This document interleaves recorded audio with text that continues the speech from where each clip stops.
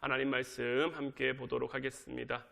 오늘 우리가 함께 나눌 하나님 말씀은 창세기 11장 26절부터 32절까지 말씀입니다.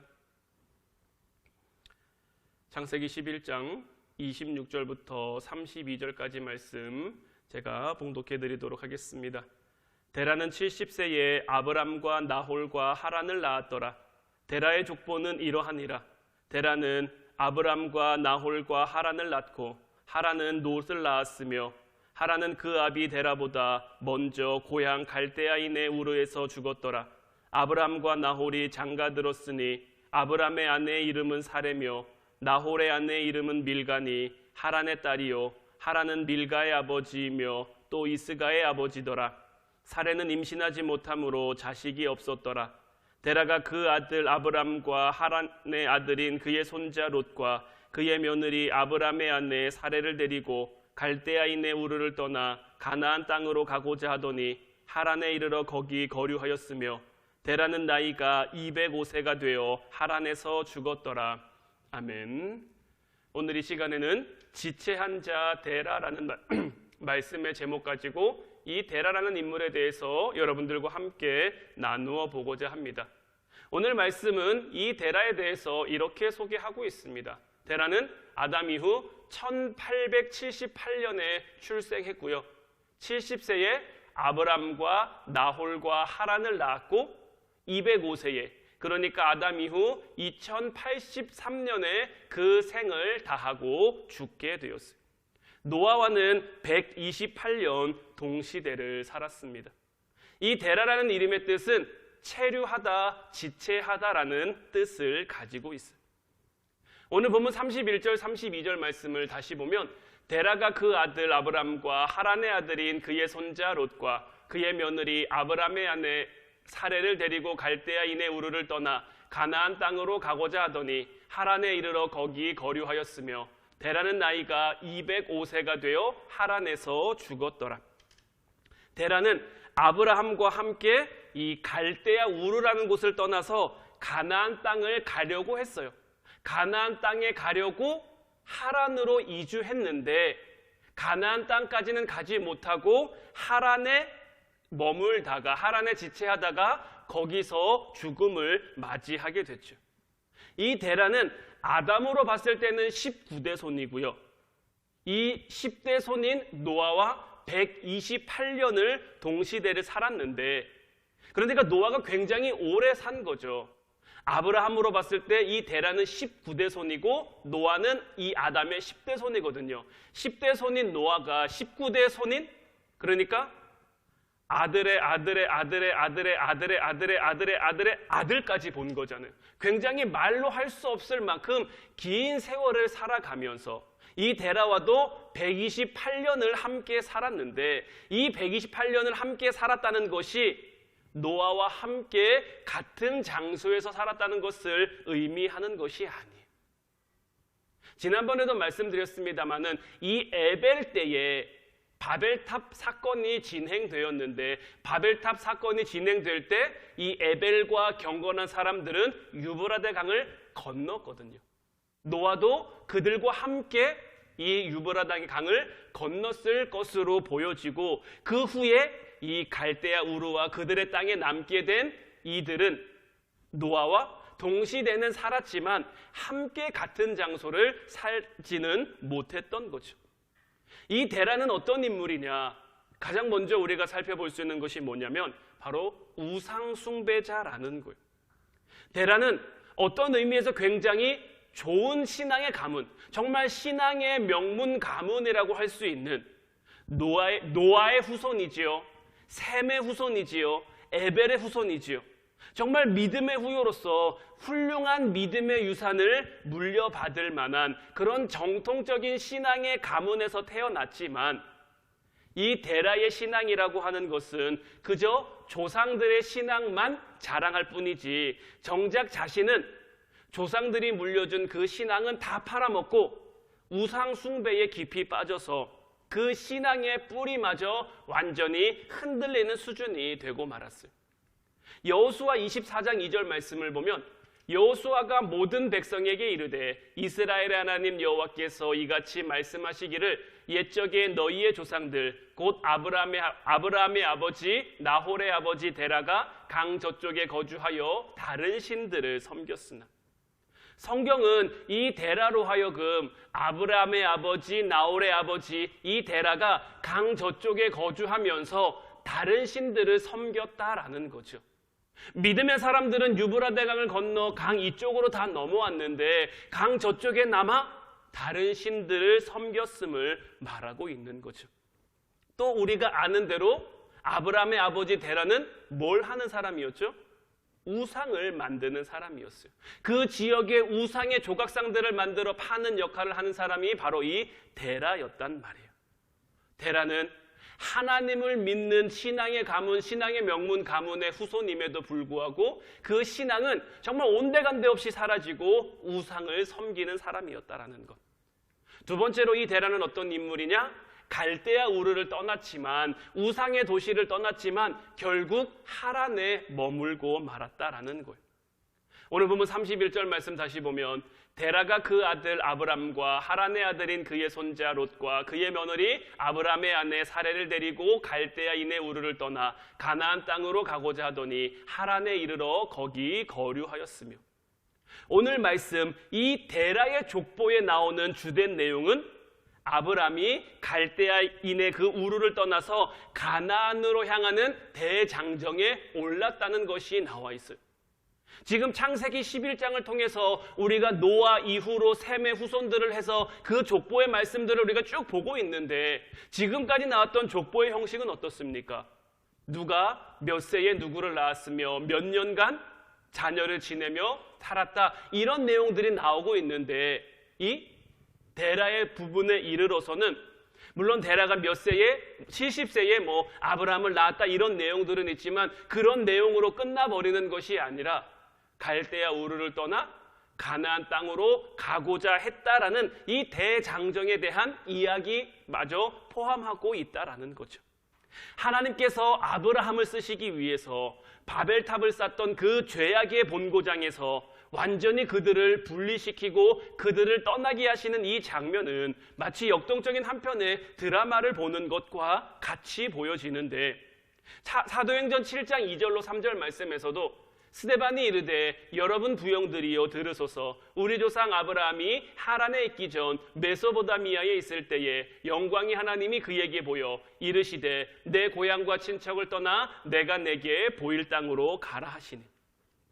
하나님은 갈대아 우르에 있던 이 아브라함에게 나타나셔서 고향과 친척을 떠나 내가 너에게 보여줄 땅으로 가라라고 말씀하셨고, 이 말씀은 그의 아버지 데라에게도 전해져서 데라가 먼저 아브라함과 그의 며느리와 롯을 데리고 갈대아 우르를 떠난단 말이에요.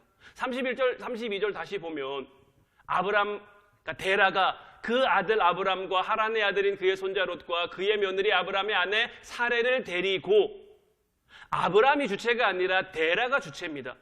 하나님이 아브람에게 갈대아 우르를 떠나라고 말씀하셨는데 지금 그 떠나는 주체는 누굽니까? 데라라는 거죠. 데라가 아브람의 말을 듣고 갈대아 우르를 떠나 가나안 땅으로 가고자 했는데 문제는 뭡니까? 가나안 땅까지 미처 도착하지 못하고 하란에 머물다가 205세가 되어 하란에서 죽음을 맞이했다라는 거죠. 데라라는 이름의 뜻처럼 지체하다, 머물다, 체류하다, 이러한 모습이 그에게 나타나고 있는 거죠. 데라가 하란에서 지체하고 있는 상황 속에서 하나님은 아브람에게 한 번 더 나타나시는 거예요. 그것이 바로 우리가 잘 아는 창세기 12장 1절에 나타나는 여호와께서 아브람에게 이르시되 너는 너의 고향과 친척과 아버지의 집을 떠나 내가 내게 보여줄 땅으로 가라. 데라와 그 지체하고 있는 아브람에게, 하란에서 지체하고 있는 아브람에게 하나님께서 다시 나타나셔서 이제 고향과 친척만 떠나는 것이 아니라 너의 아버지의 집마저 떠나라고 말씀하고 있는 거죠. 왜냐하면 너는 지금 여기서 지체하고 머물고 체류해서는 안 된다라는 거예요. 그래서 창세기 12장 5절 말씀을 보면 아브람이 그의 아내 사레와 조카 롯과 하란에서 모은 모든 소유와 얻은 사람들을 이끌고 가나안 땅으로 가려고 떠나서 마침내 가나안 땅에 들어갔더라. 저는 이 12장 5절 말씀을 볼 때마다 이 마침내라는 단어가 좀 굉장히 의미 깊게 다가옵니다. 그냥 아브라함이 가나안 땅으로 가려고 길을 떠났고 그냥 가나안 땅에 들어갔다 이것이 아니라 떠났다와 도착했다, 떠났다와 들어갔다 사이에 이 마침내라는 단어가 있는데 이 마침내라는 단어 안에 참 많은 것들이 함축되어 있는 것처럼 보여지는 거죠. 고향과 친척과 아버지의 집을 떠난다는 것이 결코 쉽지 않았겠죠. 제가 지난 시간들을 통해서도 말씀드렸습니다마는 지금 이 시대는 어떤 시대입니까? 바벨탑 사건 이후로 그들의 언어가 혼잡해지면서 그들의 세력, 어떤 그들이 거주하는 곳, 이러한 것이 굉장히 그들에게 중요한 시대였거든요. 내가 어디서 어떤 사람들과 머무느냐, 내가 어디서 어떤 사람들과 함께 하느냐.